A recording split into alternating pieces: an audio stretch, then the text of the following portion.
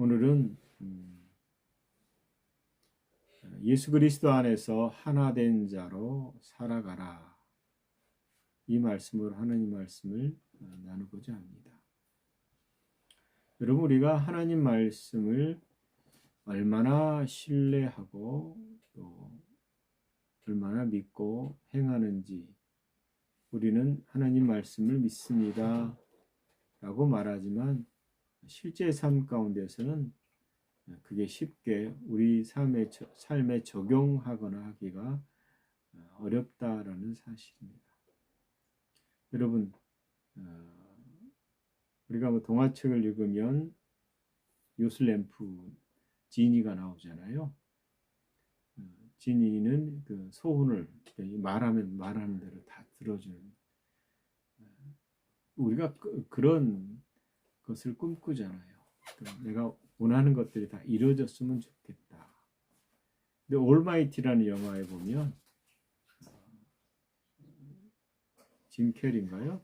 그 배우가 하나님 대신 하나님 역할을 하는 사건에서 이 온 세상의 사람들이 소원들이 올라오고 그걸 다 해결하지 못하고 오히려 언밸런스가 나요.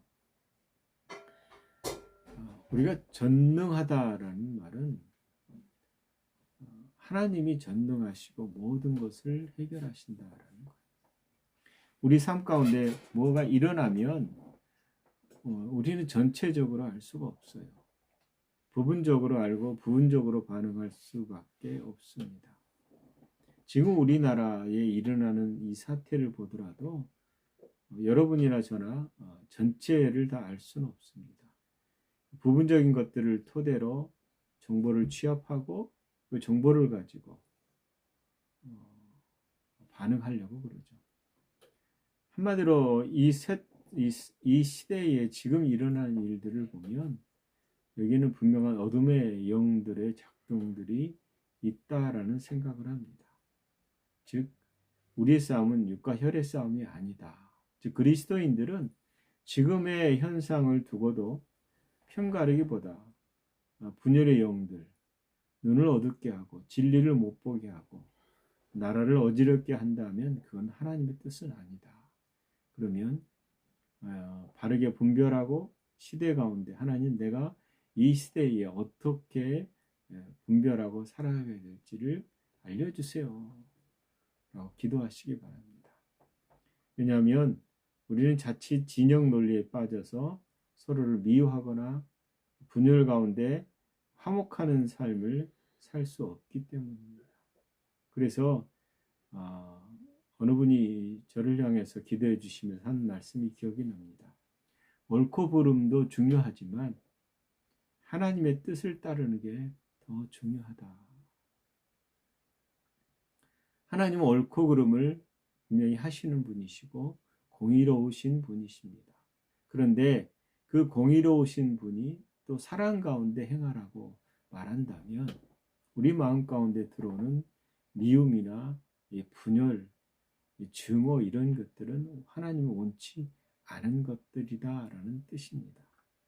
오늘 늘 제가 주제 설교를 하는데 오늘 이 본문을 잡은 것은 당분간 에베소서를 좀 살펴볼까라는 생각에서 에베소서를 1장을 읽었습니다. 3절에서 10절을 읽었는데 1장 1절 2절은 바울의 사도에 대한 것입니다. 부르심이죠. 그를 하나님은 사도로 부르셨습니다.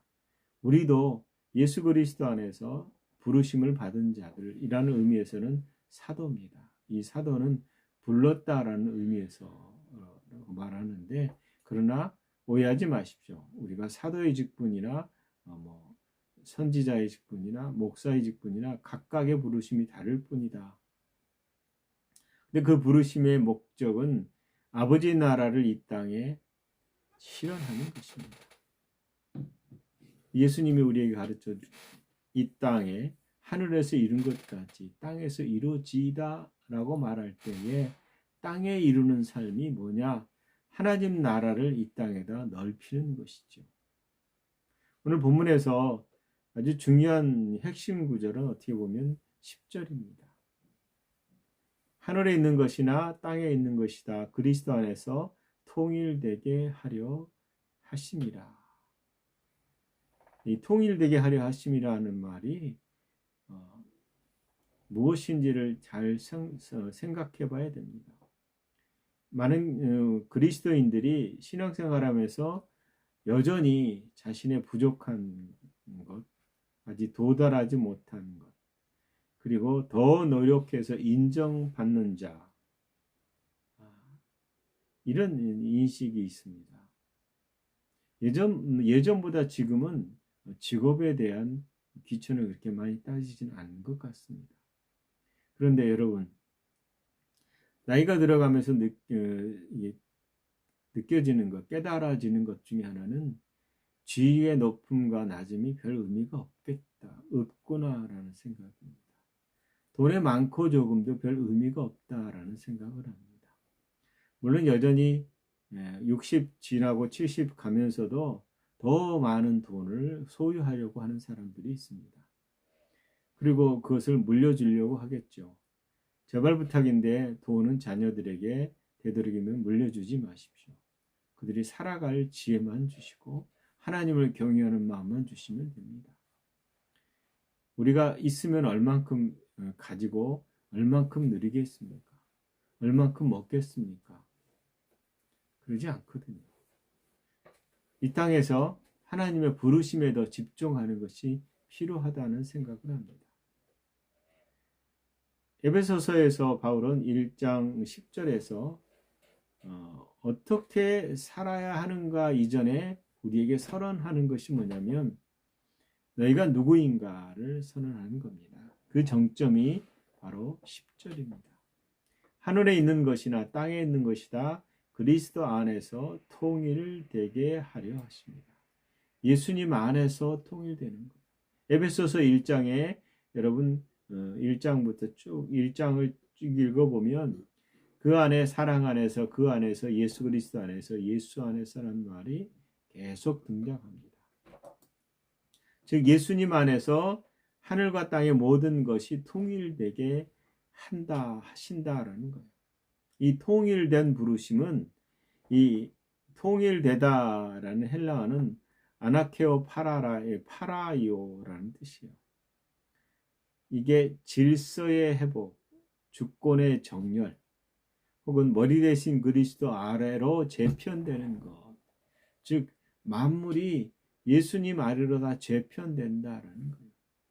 그분의 통치 안에 들어가게 된다. 그래서 예수 그리스도의 머리 된 그리스도 안에서 다시 질서가 확립되고 회복됐다라는 뜻이거든요. 그리고 이 통일됨은 미래의 희망상이 아니에요. 이미 시작됐고 그 중심에 그리스도가 계신 질서다라는 겁니다. 그래서 땅과 하늘의 통일은 그리스도 안에서 이루어지고 그리스도에는 그 통일 바깥에 있는 구경꾼이 아니라 이미 그 통일 안에 포함된 존재입니다. 그래서 우리는 분열된 세계 속에 살지만 그 정체성만큼은 이미 통일된 세계 속에 속한 자들이다. 여러분, 내가 누구인가? 우리는 그리스도 안에서 하나님의 생명을 가진 그리스도의 몸으로 사는 하나님의 자녀다라는 사실입니다.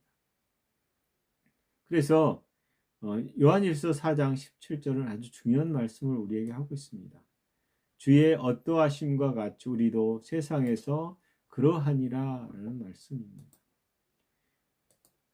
주의 지금의 어떠하심이 우리도 세상에서 동일하다라는 뜻이죠. 여러분, 예수님 부활하신 후에 하늘로 승천하셨습니다.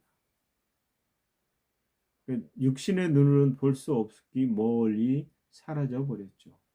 로켓처럼 삥 해서 저 우주로 간 것이 아니라 그분은 또 다른 차원의 영역으로 들어가셨습니다. 그리고 그를 따르는 이들을 위해서 내가 다시 올 것인데 그때 성령님이 오시고 그때 나도 온다라고 말씀하십니다. 그리고 성령님을 통해서 그리스도인들이 이 땅에서 어떻게 살 것인가를 분명하게 약속합니다. 위로하시고 은사를 주시고 예수님이 하셨던 말씀을 깨닫게 하시는 분이 성령님이십니다. 그리고 능력으로 우리를 덮으십니다. 그러나 성령께서 이러한 일을 하시는 목적은 우리를 예수님처럼 살 수 있게 하십니다. 예수님처럼 살도록 하시기 위해서다라는 거예요. 여러분 좀 생각을 해보십시오. 우리를 이 땅에 부르셨을 때에 우리가 거기에 응답하고 그분에 대해서 그분이 우리를 초청하실 때에 그 초청에 우리가 응하고 나서 우리가 죄의 삶을 벗어나면 우리는 의인이 되거든요. 그리고 그리스도 안에서 이미 천국에 들어간 자가 됩니다. 그게 골로새서 1장 13절이잖아요. 그리스도 안에서 천국에 이미 들어간 자, 즉 하나님 예수님과 연합되어서 이 연합된 우리가 예수님 안에서 아버지와 연합되고 성령과 연합된 존재예요. 근데 우리의 의식이 여전히 여기 있잖아요. 우리 몸이 여전히 있잖아요. 그러다 보니까 우리가 어떤 두려움에 잡히냐면 우리가 어떤 잘못을 하거나 악한 일을 하면 하나님으로부터 버림받을까라는 두려움입니다. 근데 하나님 분명히 우리에게 바울을 통해서 성령께서 계시한 게 있어요. 구원을 받았느냐? 그러면 구원을 이루라. 구원을 받은 자가 구원을 이루라. 근데 구원을 이루라고 요구하는 영역은 어디냐면 마음을 새롭게 하는 것.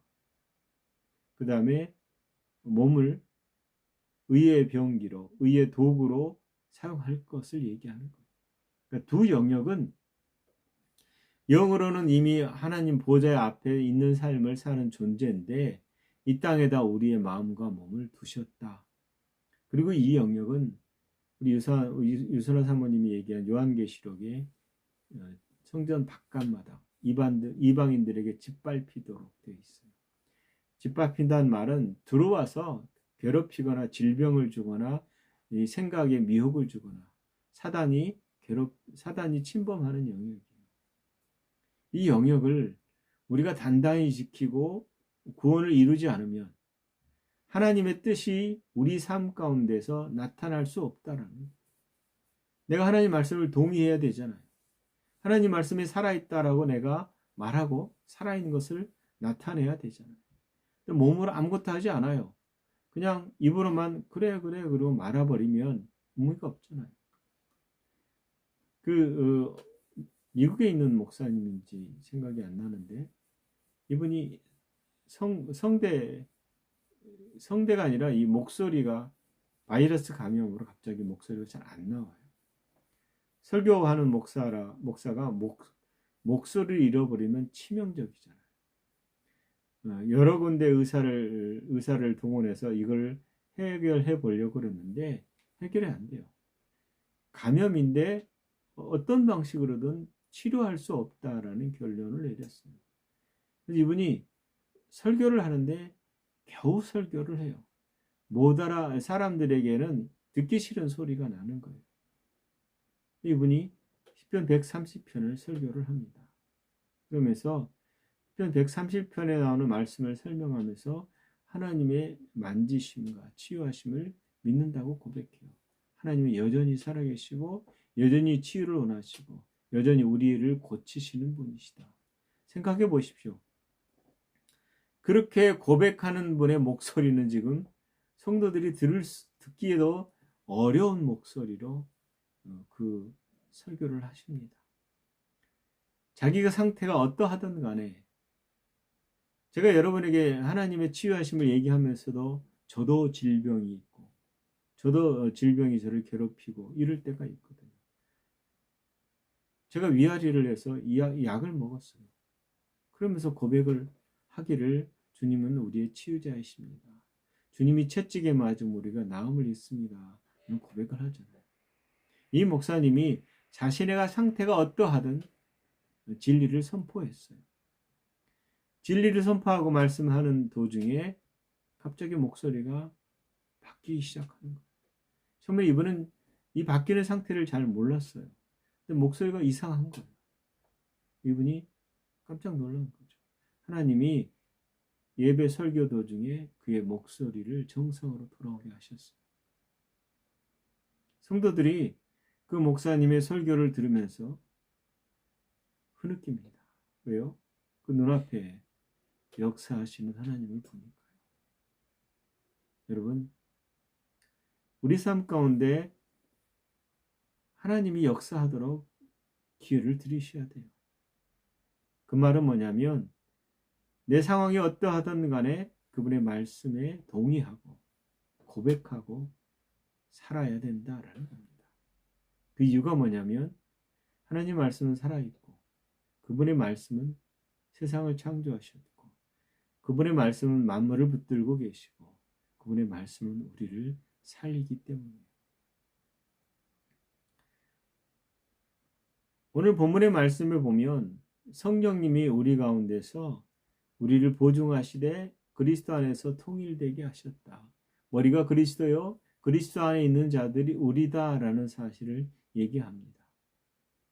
1장 3절에 보면 바울은 단호하게 말하는 것이 하늘에 속한 모든 신령한 복을 우리에게 주시되라는 말입니다.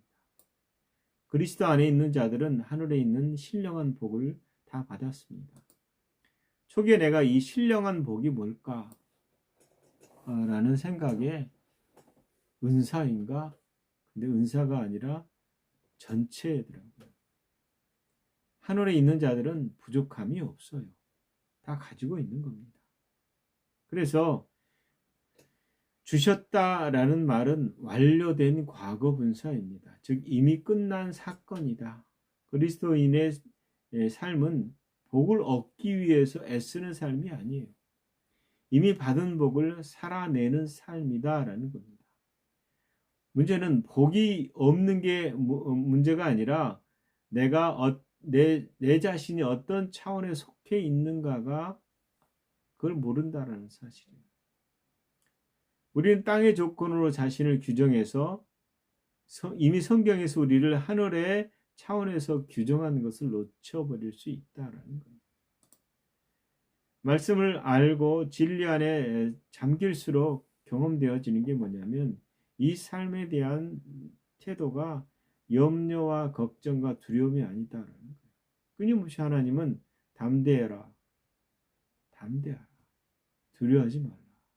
놀라지 말라. 내가 너의 하나님이다. 이 땅에서 하나님의 자녀의 삶을 살아라. 뭘 먹을까? 무엇을 마실까? 무엇을 입을까? 염려하지 마라. 이런 것들은 이방인들이 구하는 것들이다. 우리가 이방인이 아니잖아요. 하나님의 자녀잖아요. 계속해서 그 요구하는데 좀 철이 들어갈수록, 즉 나이가 들어가고 말씀에 대한 이해가 더 깊어질수록 이런 담대함들이 더 생기는 것 같아요. 여러분, 우리는 땅에 살지만 하늘의 차원을 사는 자들이에요. 그래서 우리가 알아야 될 게 십자가입니다. 예수님이 십자가에 죽으시고 또 부활하셨어요. 바울이 나는 오직 십자가만 자랑하겠다 라고 말했을 때 여러분 그것은 그가 십자가를 이렇게 들고 다니면서 나 십자가 사랑해 라고 자랑하는 그런 의미가 아니에요. 그리스도인의 삶은 어떻게 보면 십자가 위에서가 아니라 십자가 때문에 발견돼요. 그리스도의 삶은 십자가 때문에 발견된다. 이 말은 그리스도인들이 십자가를 통해서 오는 하나님의 부활의 능력을 발견할 수 있다는 것. 흠없는 어린 양의 피는 우리의 삶에서 죄의 권세, 죄의 존재를 말끔히 지워버렸습니다. 그래서 우리에게 십자가가 없다면 아무것도 없습니다. 하지만 십자가는 그것으로 끝나는 것이 아니에요. 그거는 시작이요. 그리스도인의 삶으로 들어가는 입구다라는 겁니다. 히브리서 12장 2절에 보면 우리가 볼 수 있는 게 예수님에게도 십자가는 저편에 있는 즐거움을 위하여 참아야 하는 그 무엇이었어요? 여러분, 고난의 십자가, 십자가 하면 고난의 십자가라고 얘기하잖아요. 겟세마네 동산에서 이분이 내가 이 잔을 마셔야 됩니까? 그리고는 아버지의 뜻이라면 마시겠습니다. 라고 할 때 이분은 십자가의 고난 너머에 있는 영광스러운 부활을 보셨어요. 거기에 써 있지 않습니다. 그런데 그분은 하나님으로부터 십자가를 통해 버림을 받아야 되는 것을 알고 계셨고 한 번도 경험하지 못한 그 버림에 대한 두려움이 있었습니다. 하나님으로부터 한 번도 떨어진 적이 없으신 분이시잖아요. 그런데 어느 시점에서 버림받고 저 시면에 있는 음부 무저갱으로 내려가셔야 돼요. 거기서 우리처럼 고통을 받으셔야 돼요. 만약에 그분이 살리시지 않으면 그분은 영원한 지옥에 계셔야 돼요. 왜요? 죄로 죽으시기 때문에. 근데 그분은 그 너머에 하나님의 십자가 너머에 있는 영광스러움에 대한 하나님의 신뢰, 하나님을 믿으셨고 그 믿음을 통해서 그분이 십자가를 기꺼이 지시는 겁니다. 그래서 여러분 십자가는 전체를 얘기하는데 우리가 착각을 해가지고 대부분의 그리스도인들이 십자가 밑에서만 울고 있어요. 우리 의식이 여전히 다시 사신 그리스도보다 죽으신 그리스도에 고정되어 있다면 그리스도를 벗어나야 돼요. 캐톨릭의 십자가는 십자가에 매달려 있는 그리스도예요. 개신교에는 매달린 십자가 예수님이 보이지 않아요. 그냥 십자가만 있습니다. 현재 구속화가 아닌 과거의 구속자만 되돌아볼 것이 아니라 십자가의 전체를 보고 고난과 죽음과 부활과 승천과 보좌를 전체를 우리가 소유해야 돼요. 그래서 우리가 과거를 잊어버린다. 즉 죄인이었던 시절의 삶을 우리가 돌이켜보고 오늘날 나를 보고 이미 영광스러운 그 십자가를 바라보고 영광스러운 보좌의 삶을 살아가는 것입니다. 그래서 하나님은 그분의 몸인 교회가 동일하게 예수 그리스도 안에서 하나님 나라의 모든 것을 누리기를 원하신다. 그래서 우리는 그리스도 안에서 이미 성취된 십자가의 고난과 능력을 소유하고 있다. 그래서 하늘의 신령한 모든 복, 즉 아들에게 주신 유업을 동일하게 누리는 자로 있다라는 사실을 우리가 믿어야 된다라는 겁니다. 여러분, 에베소서 1장 5절은 이렇게 말합니다. 그 기쁘신 뜻대로 우리를 예정하사 예수 그리스도로 말미암아 자기의 아들들이 되게 하셨으니. 이 예정하사라는 말이 예정론을 얘기하는 게 아니에요. 하나님이 그 기쁘신 뜻대로 모든 사람들을 구원을 모든 인류를 구원받기 위해서 계획하셨다라는 거예요. 근데 그 계획을 동의하고 받아들인 자는 하나님의 자녀가 되는 권세를 주신 거죠. 거절하는 사람은 자녀가 될 수 없어요. 근데 하나님의 계획은 누구든지 예수 믿으면 구원을 받기로 예정하신 거예요.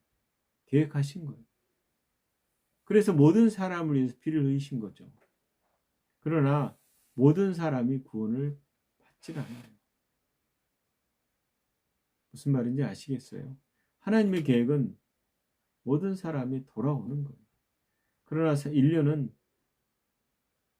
인간의 자유의지를 주셨기 때문에 싫으면 거절할 수 있고 거절한 자는 거절한 것에 대한 응당한 대가가 있는 거예요. 거절하지 않은 대가는 하나님의 자녀예요. 그러나 거절한 대가는 하나님의 원수예요. 영원한 불못에 던져지게 되는 자죠.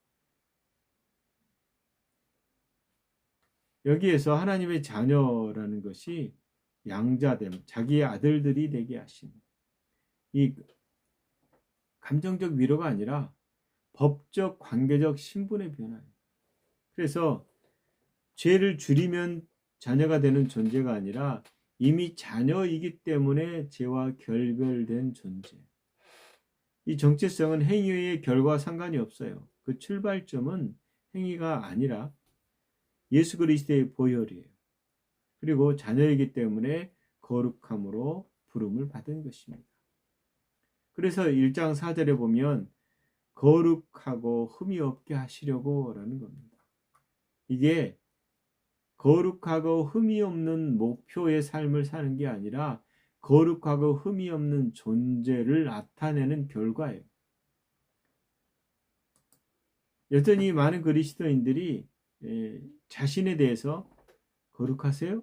라고 하면 주저합니다. 예, 거룩합니다. 라고 당당하게 말하는 사람을 저는 발견하지 못했어요. 거의 대부분 목사님도 그래요. 목사님 거룩하세요? 그러면 거룩하려고 노력하죠. 이렇게 얘기합니다. 성도들도 마찬가지고요. 근데 하나님은 아니 너 거룩하거든? 이렇게 말해. 흠이 없으세요? 근데 이제 착각을 하는 것 중에 하나가 존재적인 것과 우리 삶에서의 거룩성은 좀 다르죠. 근데 이 행위적인 중심에서 자기 거룩성을 발견하려고 한다라는 거예요. 우리 행위로서는 거룩함을 발견하려고 그러면 그 실수뿐이에요. 여러분, 저도 실수한 것이 여전히 저를 괴롭혀요. 그리고 그것 때문에 자신감이 떨어져요. 근데 하나님은 우리를 향해서 실수나 자존감 떨어지는 것을 말하지 않으세요. 내가 너를 거룩하게 불렀다. 내가 거룩하니 너도 거룩해라. 이 말이 뭐냐면 네가 거룩하도록 노력하는 것이 아니라 내 본성을 따라서 너를 낳았고 너는 거룩하다 이 소리예요. 그래서 거룩하고 흠이 없다라는 말은 그리스도 안에서 이미 주어진 존재의 상태입니다. 그리스도인들이 흠이 없게 되려고 그리스도 안에 들어온 것이 아니라 그리스도 안에 있기 때문에 흠 없는 자예요. 이 정체성의 방향은 거룩함은 되어짐이 아니라 이미 주어진 생명의 흐름이다. 그래서 여러분 정체성의 기호는 born again이라고 그래요. 다시 태어남에서 시작돼요. 우리가 알다시피 born again은 위로부터의 출생이라고 했습니다. 하나님으로부터 출생한 자. 그래서 여러분 사단의 본성으로 태어난 자는 사단의 자녀예요. 침팬지는 침팬지를 낳고 고릴라는 고릴라를 낳습니다. 오리가 오리를 낳고 닭은 닭을 낳습니다. 기러기는 기러기를 낳고 사슴은 사슴을 낳습니다. 이게 하나님의 법칙이에요. 그래서 사람은 사람을 낳아요. 근데 하나님이 우리를 낳았다 이 말은 뭐예요? 좀 과한 말로 얘기하면 하나님이 하나님을 낳은 거예요. 즉 하나님이 당신의 신성을 가진 존재를 출생시킨 거다. 즉 신의 자녀다라는 말은 하나님을 아버지라 부른다라는 말은 신성에 속한 자, 하나님의 성품을 가진 자. 이게 굉장한 진리입니다. 우리는 하나님의 본성을 가진 자입니다. 거룩과 의와 온전함, 지혜로움. 이게 본성적으로 그분 것이 우리 가운데 들어왔다라는. 그래서 이것이 행위에서 온 것이 아니고 본성적으로 온 것이라는 점에서 흠이 없는 것입니다. 하나님은 우리의 본성이 우리의 생각과 우리의 몸을 통해서 나타나기를 원하셨다라는 겁니다. 우리는 본래 죄인의 괴수라는 고백처럼 바울의 고백처럼 그러한 존재였습니다. 그런데 우리를 예수 그리스도 안에서 죄 없다 선언하시고 이제 그런 죄 없는 자의 삶을 이 땅에 살기를 원하세요. 노력하는 것이 아니라 그런 존재라고 인정하고 그렇게 말하면서 살아라.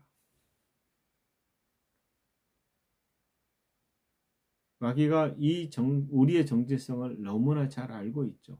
영의 세계에서는 우리가 빛나는 존재라고 하잖아요. 빛나는 존재를 해방하는 것은 빛을 가리우면 되거든요. 사단은 끊임없이 거짓말을 합니다. 끊임없이 우리를 미혹합니다. 속이는 거죠.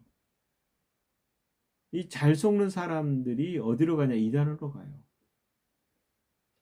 14만 4천 그 안에 들기 위해서 치열하게 싸워냈던 신천지. 하나님을, 성령님을 어머니라고 부르게 말하는 안산호.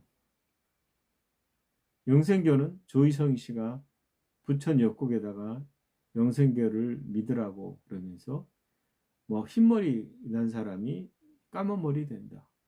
좋은 약을 썼나요? 이빨이 난다고 자꾸 얘기하고 그 속으로 들어갔더니 저 취재하러 들어갔었거든요. 나중에 보니까 정말 많은 사람들이 죽어서 매장시켜놨어요. 그 조희성이 영생한다는 그 사람이 감옥에서 죽었어요. 병으로. 그럼에도 불구하고 여전히 미혹된 사람들은 아직도 나오지 않고 있습니다. 왜 그럴까요? 말씀이 우리 가운데 없어서 그래요.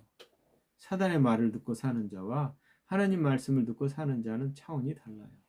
여러분, 하나님 말씀을 묵상하거나 그분의 말씀을 읊조리면서 여러분의 존재를 끊임없이 고백해야 돼요. 나의 신분과 나의 목표를 그리스도 안에서 발견하지 않으면 소용이 없습니다. 예수님은 가난해지심으로 우리가 부유한 자가 되셨고 그가 채찍에 맞음으로 우리가 나음을 입었습니다. 그러면 여러분 지금 건강하다고 고백합시다. 아파도 건강하다고 고백합시다. 여러분 7절을 보십시오. 우리는 그리스도 안에서 그의 은혜의 풍성함을 따라 그의 피로 말미암아 속량 죄사함 곧 죄사함을 받았느니라 라고 말합니다. 바울은 에베소 교회를 향해서 예수의 피로 죄사함을 받은 존재들이다 라고 외칩니다. 여러분, 우리를 죄 없이 하셨습니다. 그리고 모든 대가를 다 치르셨어요. 그래서 우리가 그리스도 안에서 그 존재의 온전한 존재의 나를 발견하는 것입니다. 요한일서에 있는 말씀처럼 주의 어떠하심과 같이 우리도 세상에서 그러하니라. 세상에서 그러한 우리는 네 가지 특징이 있다고 얘기합니다. 영광과 능력과 승리 그리고 거룩함입니다. 우리 예수 그리스도 안에서 이 영광스러운 존재로 이 땅에 있습니다. 세상 사람들이 우리의 거룩함과 영광스러움을 볼 수 있도록 우리의 삶에 우리 태도가 바뀌어야 되는 것입니다. 오늘날 많은 사람들이 그래요. 왜 교회가 침묵하고 있냐? 무슨 말이죠? 지금 이 다툼과 분열 가운데 교회가 왜 침묵하냐? 진영 논리가 아니라 우리가 할 얘기를 해라. 그리고 우리는 능력이 있습니다. 주의 어떠하심과 같이 능력이 끊임없이 나타나는 것이 포함됩니다. 교회가 여러분 하나님 나라 말에 있지 않고 능력이 있다고 그랬잖아요. 오늘날 교회는 하나님의 능력을 잘 나타내지 않아요. 모임 공동체 모여서 뭐하죠? 예배하는 거예요. 뭐하죠? 교제하는 거예요. 그 다음에요. 나가서 전파해야죠. 전파할 때마다 빌 존슨 목사님의 엘더들인데 장로들인데 어린이 장로들이 있어요. 이들이 나가서 뭘 하는지 아세요? 밖에 나가서 전도해요. 전도하다가 어른을 붙잡고 잠깐 우리가 좀 드릴 말씀이 있습니다. 그리고는 혹시 어디 아프지 않으세요? 아니 어른이 놀래 왜 그러지? 라고 얘기하니까 어디 아프신 것 같은데 맞다? 내가 어디가 아프다? 우리가 기도해 드릴게요. 아이들이 기도해 줍니다. 그리고 병이 나아요. 그 병을 낳은 분이 교회를 안 오겠어요?